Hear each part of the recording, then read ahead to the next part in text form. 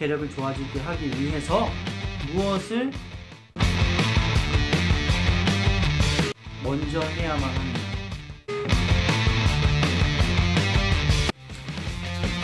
안녕하십니까. 일본영어의 윤서환 원장입니다. 지난 시간에 우리가 독해력이 왜 중요하고 그것을 위해서 앞으로 어떻게 공부를 해 나가야 될지에 대해서 제가 이제 말씀을 드렸고, 오늘은 두 번째 시간으로 독해력을 좋아지게 하기 위해서 무엇을 먼저 해야만 하느냐. 그러면 지금 어머님들이나 이 영상을 보고 계신 분들은 독해력에 관심이 있고 또 우리 아이가 독해력이 조금 부족한 것 같다고 느끼시기 때문에 이 영상을 보시는 거잖아요. 그러면 독해력의 그 첫 번째 단계, 첫 단추, 첫 걸음, 그것이 무엇이냐? 말 속에 그게 다 들어가 있습니다. 독해력 이라는 것은 독, 읽고, 해, 그것의 의미를 해석할 수 있는 력, 능력이란 뜻이에요. 제일 먼저 해야 될 것은 해석을 먼저 하는 것이 아니죠. 먼저는 뭐냐면 읽어야 되는 거예요.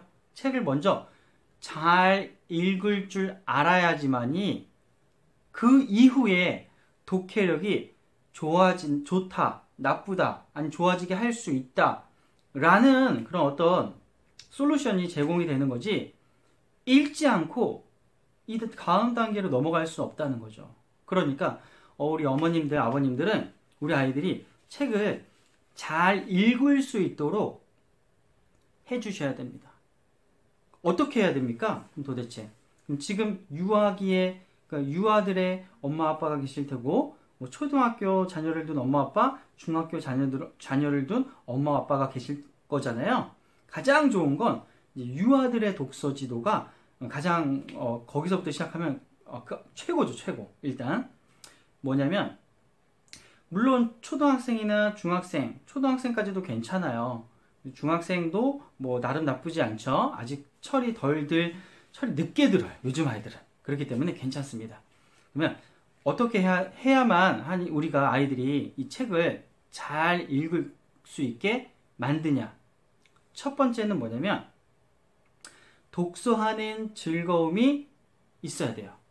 또는 독서하는 과정이 재미가 있어야 돼요. 즐거워야 돼요. 행복해야 돼요. 그런 감정선이 있어야 독서를 나중에 스스로 능동적으로 할 수가 있다는 거죠. 여러분도 어머니들 이거 아셔야 돼요.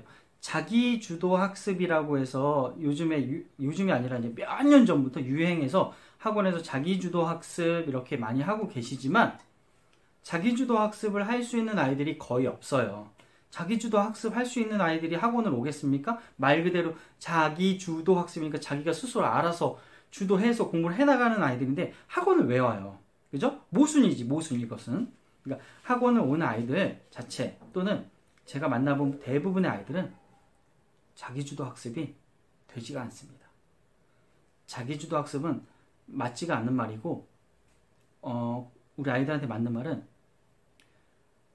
누군가가 이 아이들을 가이드를 해주는 건 다 똑같아요. 모든 아이들을. 하지만 능동적으로 하느냐 아니면 수동적으로 하느냐, 이렇게 부류가 나눠지는.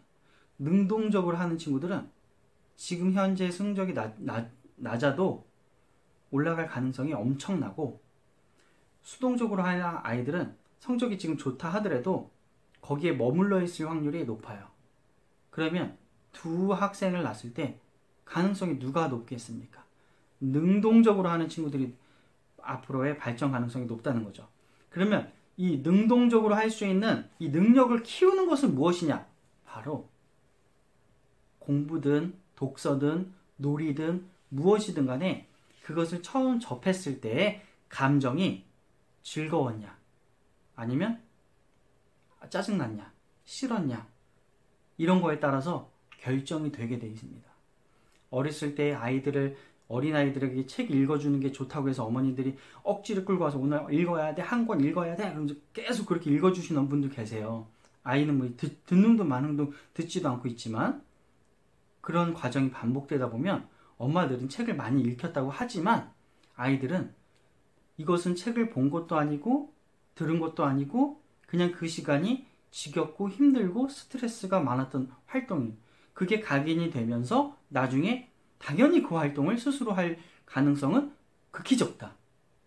그렇지만 우리 아이들에게 이 책 읽는 것이 얼마나 즐거운 것이고 이 이야기라는 것을 듣는 것이 얼마나 행복한 순간인지에 대해서 엄마 아빠가 어떤 노력하는 모습을 보였을 때, 또는 아이가 책 자체를 그냥 잡는 것만으로도 칭찬해주고 책 한 줄을 읽은 것만으로 칭찬해줬을 때, 그럴 때 아이들은 거기서 행복감을 느끼면서 그 행동을 다시 할 가능성이 굉장히 높다는 거예요.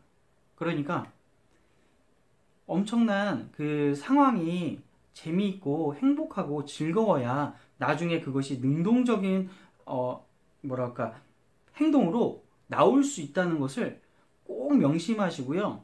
학원에 억지로 보내시는 분들도 계시지만 그런 아이들이 공부를 잘할 확률이 적고, 어떤 아이가 학원에 찾아왔는데 부모 상의 없이 그냥 본인이 혼자서 난 이렇게 공부해, 이게 꼭 필요한 것 같아서 자기 알아보기 위해서 왔어. 그럼 그런 아이들이 학원을 그렇게 스스로 막 알아보러 다니는 아이들, 친구 따라 말고 본인이 스스로, 그런 아이들이 발전할 가능성이 엄청 커요. 이 능동적인 태도가 학습이든 독서든 뭐든 간에 엄청나게 영향을 미친다는 거죠. 그러니까 우리가 다시 돌아와서 독서라는 것을 자발적으로 능동적으로 하기 위해서는 어렸을 때 그 독서하는 활동이 재밌고 즐거워야 한다는 거죠. 이게 첫 번째예요. 그리고 두 번째는 즐거워서 이제 독서를 시작하게 됐습니다. 그런데 읽는 과정 속에 아이들이 어떤 책이 무슨 내용이 들어있고 어떤 책이 무슨 내용이 들어있는지 잘 모르기 때문에 그러한 책들을 읽어 나갈 거 아니에요. 읽어 나가면서 거기 나와 있는 단어라든지 문장에 대한 의미가 파악이 안 되는 경우가 생겨요. 특히 우리나라 같은 경우는 한자어를 기반으로 한 그러한 그 단어들이 굉장히 많기 때문에 과거처럼 한자를 기본적으로 배웠던 시기의 아이들이 아니기 때문에 지금 한자어가 굉장히 어려워요. 우리 지금 현재 시대를 살고 있는 이 아이들에게 한자어가 굉장히 어렵고, 그 단어가 나왔을 때 추측할 수 있는 아이들, 또는 모르더라도 그냥 흘려서 지나갈 수 있는 아이들이라면 관계없이 독서를 이렇게 꾸준히 해 나감으로써 나중에 언젠가는 다른 어떤 책이나 교과서나 이런 거 안에서 그 어휘를 배우고 알게 되고 그 다음에 글에 대한 내용을 이해하게 될 수 있어요. 하지만 대부분 아이들은 내용이 어려우면 거기서 멈추거나 아니면 그것을 이제 회피하는 그런 순간들이 오거든요. 그럴 때 부모님이나 선생님께서 반드시 그런 독서에 대한 가이드 또는 옆에서의 어떤 조력을 해주셔야지만이 독서가 끝까지 이어져 나갈 수 있다는 거죠. 이 두 가지를 명심하셔야 돼요. 첫 번째, 독서하는 첫 걸음이 굉장히 재미있고 즐거워야 한다. 그리고 두 번째는 독서하는 과정 속에 모르는 단어나 어휘가 있을 때 부모님이나 선생님이나 형이나 누나나 누군가의 조력이 반드시 필요하다. 독서를 아무 책이나 다 읽는다고 해서 다 도움이 되고 다 아이들이 유익한 것은 아니에요. 모든 책이 다 유익하다면 책의 그 읽은 분량에 따라서 우리 아이의 어떤 그런 지식이나 이런 것들이 정비례해서 나가야 되는데 그렇지는 않거든요. 그리고 여기서 마지막으로 한 가지 또 부탁드리고 싶은 것은, 우리가 독서를 하다가 초등학교 이제 한 3, 4학년, 이제 고학년으로 넘어가는 그 시기에 아이들이 독서가 싫어지면서 엄마들이 그 대안으로 학습 만화라든지 이런 것들에 대한 만화로 된 어떤 책을 이렇게 권유하는 어머니들이 계세요. 그런데 제가 여기서 딱 말씀드릴게요. 책과 지금 이 만화로 된 책도 책이지만 이 두 가지를 비교했을 때, 학습 만화 비교했을 때 엄밀히 말하면 글자로 이루어진 그러한 책을, 텍스트, 글자만으로 이루어진 그 책을 읽는 아이들과 만화가 들어가 있고 거기에 글이 들어가 있는 내용으로 이루어진 책, 같은 내용을 두 가지로 읽었을 때 아이들이 어떤 사고력이라든지 그런 어떤 습득하는 그런 지식의 그런 양이라든지 이런 것들은 많은 차이가 있습니다.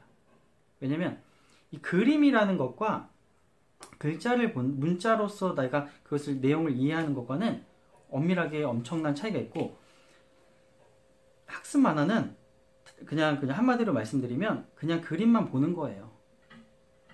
정말 이렇게 심하게 말씀드리면 그냥 그림만 보고 그냥 읽은 것 같지만 읽지 않은 책을 본 것이고요.